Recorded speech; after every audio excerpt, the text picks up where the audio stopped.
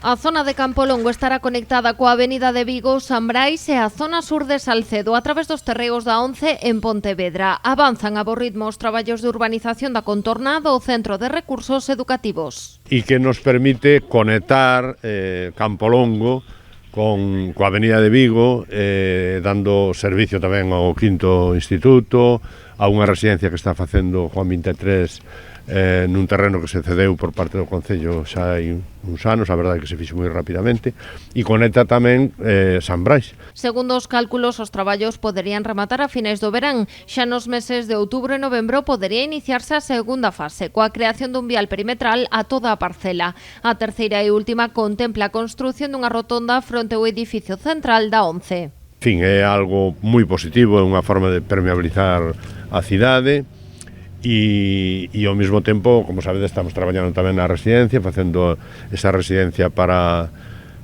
Amencer, con 2 plantas, e tamén temos a punto de inaugurar tamén o pabillón de deportes que vai a servir para 2 clubes, o clube de taekwondo, Mazesport, e o clube de esgrima, Escola Hungaresa de Esgrima, ¿no?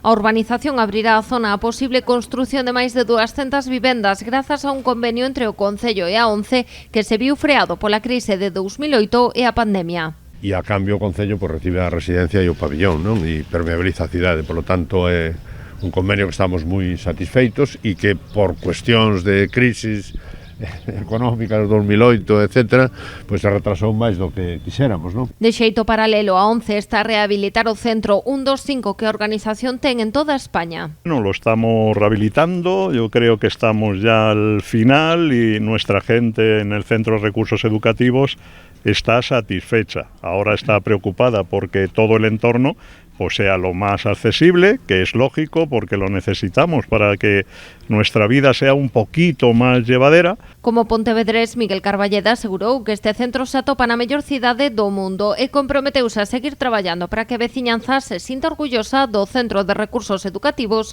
da 11 en Pontevedra.